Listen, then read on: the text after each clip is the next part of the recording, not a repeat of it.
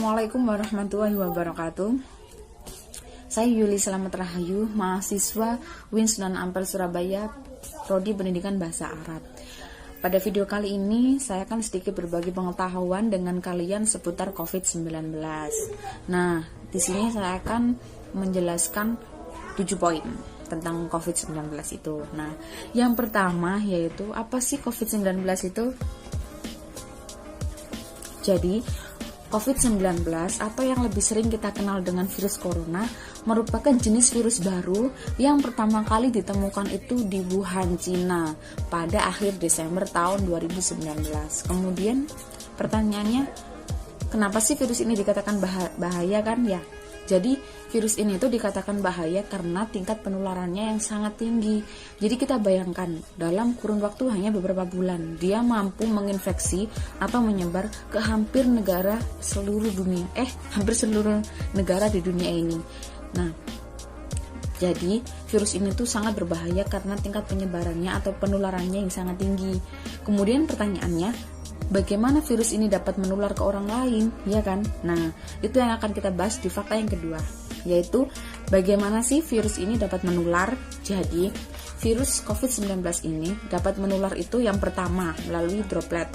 Droplet itu adalah ludah. Jadi, kalau misalnya ada seorang yang positif COVID-19 atau dia sudah positif terpapar, ya kan?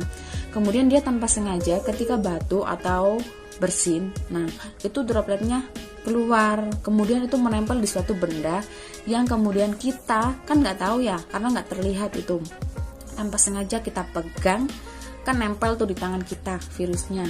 Nah, setelah itu kita belum cuci tangan, terus tanpa sengaja memegang mulut, hidung, dan mata. Nah, itu kemungkinan besar kita dapat terinfeksi. Nah, selain itu juga kita hindari kontak dekat, karena kontak dekat dengan orang yang positif COVID-19 itu juga kemungkinan besar kita dapat tertular ya, karena itu tadi kalau kita kontak dekat kemungkinan kita dapat menyentuh dropletnya atau kita dalam berbicara itu kan dropletnya kadang tanpa sengaja juga keluar kan. Nah, itu mengapa kita hindari kontak dekat, terutama kalau kita nggak menggunakan masker. Nah, kemudian yang terbaru itu dari WHO. WHO itu adalah Organisasi Kesehatan Dunia. Beberapa hari yang lalu itu merilis informasi baru bahwa ternyata COVID-19 atau corona itu juga bisa menular melalui udara. Nah, di sini tuh maksudnya kan dalam berbicara kita tuh ada droplet yang mikro droplet katanya itu, yang namanya itu, pokoknya droplet yang paling kecil itu disebut mikro droplet. Nah, itu kalau kita terhirup, kita nggak harus mikro droplet itu menempel pada benda, tapi yang terkecil itu dia akan terbang di udara ya. Nah, kalau sampai itu terhirup kita, walaupun kita tidak bersentuhan langsung, nggak kontak langsung ya istilahnya, kita cuma menghirup, itu kita kemungkinan besar dapat tertular. Itulah dikatakan kenapa virus corona dapat menular melalui udara. Oke. Kemudian fakta yang ketiga yaitu gejalanya. Jadi bagaimana sih gejala dari COVID-19 itu? Nah, gejalanya itu variatif, tergantung dari sistem imun atau kekebalan tubuh setiap orang. Jadi kalau misalnya seseorang sistem imun dalam tubuhnya itu baik, gejala yang ditimbulkan pun bisa ringan, bahkan tanpa gejala, atau yang sering disebut di negara kita itu OTG, orang tanpa gejala. Nah, kalau dia sistem imunnya baik bisa tanpa gejala, atau seandainya keluar gejala pun ringan, kayak misalnya cuman batuk flu atau demam dikit gitu. Tapi kalau orang sistem imunnya itu buruk, misalnya itu manula, orang yang sudah tua atau lanjut usia, nah itu bisa sampai berat, jadi bisa sampai sesak nafas, atau mungkin apalagi kalau orang itu punya penyakit bawaan, lah itu bisa lebih parah lagi. Karena itu kita terapkan hidup bersih tadi, oke? Nah, kemudian poin yang keempat yaitu bagaimana sih seseorang itu dapat didiagnosis tertular atau terinfeksi COVID-19. Nah, kita itu nggak bisa kalau misalnya ada orang misalnya demam, batuk flu atau apa gitu, terus kita langsung bilang wah orang itu kena COVID. Itu nggak bisa seperti itu, karena ada tahapan-tahapannya untuk bisa mendiagnosis seseorang terinfeksi COVID-19 atau tidak. Jadi Kalau misalnya nih kita merasa ada gejala-gejala, nah kita langsung mengunjungi dokter, atau kita tanyalah ke Vaskes, fasilitas kesehatan terdekat. Kita tanya misalnya ke dokter. Biasanya pertama itu kita ditanyain gejala apa yang kita rasakan. Kemudian nanti ditanya apakah kita pernah atau kita memang tinggal di zona merah misalnya. Kalau misalnya kita habis bepergian dari Surabaya misalnya, atau enggak, itu ditanyakan nanti. Kemudian tentang kontak dekat, apakah kita pernah kontak dekat sama orang yang positif COVID-19 atau enggak, itu juga ditanyakan lah. Kemudian kalau dari memang kita gejalanya sudah mengarah, kita juga pernah kontak dekat, kita pernah atau kita tinggalnya memang di zona merah, nah dari situ kita nanti ada tahapan berikutnya, yaitu di rapid test. Rapid test itu apa? Jadi rapid test itu adalah tes cepat yang diuji itu nanti kandungan antibodi pada darah kita. Rapid test ini tuh memang hasilnya lebih cepat ya keluarnya, hanya beberapa menit atau jam gitu, pokoknya cepat. Nah, tapi tingkat keakuratannya pun hanya sekitar 70-75%. Nah, kalau misalnya dari rapid test ini hasilnya reaktif atau positif, nah itu kita harus melanjutkan ke swab test. Swab test itu nanti yang dites itu di dahaknya. Nah, nanti kalau di swab test ini sudah benar-benar positif, nah di situ nanti dia dikatakan benar-benar positif COVID-19.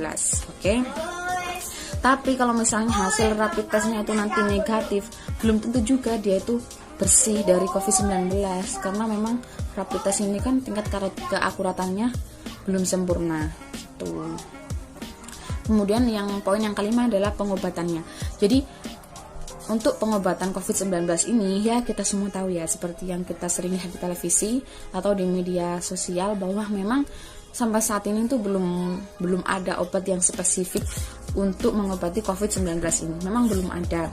Tapi kabar baiknya untuk vaksin itu di negara kita sendiri itu sebenarnya kan kita juga meneliti vaksin. Nah, negara kita itu ternyata sudah menemukan vaksin yang untuk sementara ini kalau nggak salah dinamakan vaksin merah putih. Tingkat tahapannya itu sudah mencapai 20% kalau nggak salah. Insya Allah itu katanya siap untuk diproduksi secara massal atau siap diuji cobakan itu pertengahan tahun 2021 kayaknya, kalau nggak salah kemarin. Iya kayak gitu. Kemudian kalau di dunia internasional itu peneliti di Amerika itu sudah menemukan vaksin yang sudah diuji cobakan ke 30 orang atau ke 30 relawan, dan hasilnya tuh berhasil. Nah sekarang tuh sebentar lagi akan diuji cobakan ke 30.000 orang. Jadi kita menunggu hasil yang uji coba berikutnya gitu. Nah selain itu di Indonesia juga untuk pengobatannya ini menerapkan donor plasma darah. Jadi orang yang sudah positif terinfeksi COVID-19 kemudian dia sembuh, nah itu plasma orang yang sudah sembuh tadi dapat mendonorkan plasma darahnya. Kemudian nanti plasma darah itu disalurkan ke penderita atau orang yang masih positif yang belum sembuh. Nah, nanti di situ diuji cobakan kira-kira berhasil apa enggak gitu. Saat ini masih dalam uji coba. Kemudian yang berikutnya adalah tentang cara pencegahan, yaitu yang poin yang ke-6 ya, cara pencegahan. Jadi untuk cara pencegahannya itu yang pertama, kita tuh harus selalu pakai masker. Kalau masker kain ingat ya, masa penggunaannya hanya 4 jam. Setelah itu harus dicuci, oke? Nah, selain kita pakai masker, kita juga harus jaga jarak. Kita harus menghindari kerumunan, itu penting karena warga di negara kita itu ya Allah disuruh menghindari kerumunan itu susah banget. Karena memang kita kan kebiasaannya tuh gotong royong ya. Jadi untuk menghindari kerumunan itu sulit sekali. Tapi kita harus berusaha karena itu memang kuncinya kan, kita tuh nggak boleh berkerumun, terus kita harus pakai masker, jaga jarak. Selain itu kita harus sering cuci tangan. Dan untuk yang virus yang dapat menular melalui udara itu, cara pencegahannya adalah kita hindari terlalu lama dalam ruangan tertutup. Jadi kalau misalnya kita berada di ruangan yang tertutup, kita berusaha untuk nggak lama-lama gitu loh. Karena kalau di ruangan tertutup, udaranya itu kan pertukaran udara dari luar ke dalam itu kan sulit ya kalau ruangan itu tertutup. Jadi kita kalau bisa jangan lama-lama kalau dalam ruangan tertutup. Sama itu tadi, gunakan masker, itu penting banget, walaupun masker kain itu penting banget, oke? Kemudian poin yang ke-7 adalah new normal. kita pasti bertanya-tanya kan, new normal itu apa sih? Apa kita bisa beraktivitas seperti sebelum ada COVID ini gitu kan pertanyaannya. Jadi nggak gitu, kita nggak usah membayangkan kalau wah berarti kita bisa tuh kemana-mana terus main sama teman-teman, kumpul-kumpul atau kita salaman kayak dulu, itu enggak. Jadi new normal itu kan karena selama ini kan kita itu semenjak corona itu merajalela di negara kita kan negara kita tuh memberlakukan yang namanya PSBB ya kan. Nah, dalam PSBB itu kan orang untuk bekerja itu sulit. Nah, karena itu sedangkan semua warga atau semua orang tuh butuh kerja untuk menafkahi keluarganya ya kan. Dari situ pemerintah itu mengenalkan yang namanya new normal. Jadi seseorang kalau memang dibutuhkan untuk keluar untuk bekerja itu diperbolehkan, tapi tetap kalau bisa tetap di rumah saja. Kalau bekerja kan memang situasinya berbeda ya, atau kedaruratannya itu berbeda, jadi itu diperbolehkan, tapi kita tetap dianjurkan untuk mematuhi protokol kesehatan gitu, kayak pakai masker, jaga jarak gitu. New normal itu begitu. Tapi untuk setiap daerah itu memulai new normal itu berbeda-beda tergantung tingkat kesiapan dari setiap daerah. Kalau misalnya dia suatu negara mereka menilai dirinya sudah bisa mengatasi laju penularan COVID-19, ya mereka berat saja untuk memulai new normal. Tapi kalau mereka memang belum siap, ya itu masih diperbolehkan untuk melanjutkan PSBB transisi.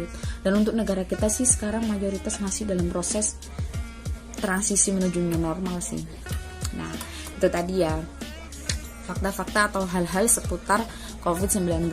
Nah, jadi kita ini kan sudah dalam situasi yang panik sebenarnya, tapi please kalian jangan menyebar kepanikan. Kita sebar hal-hal yang positif. Ih, kayak iklannya Lifebuoy. Enggak. Maksudnya itu emang ya kita tuh saling memotivasi, kita saling memberi memberikan informasi yang positif. Terus kalau misalnya kalian nih ya millennials atau kaum muda yang sudah paham nih tentang apa sih COVID-19, terus cara-caranya gimana, cara-cara pencegahannya, please kalian tuh edukasi orang-orang terdekat kalian, itu yang paling utama.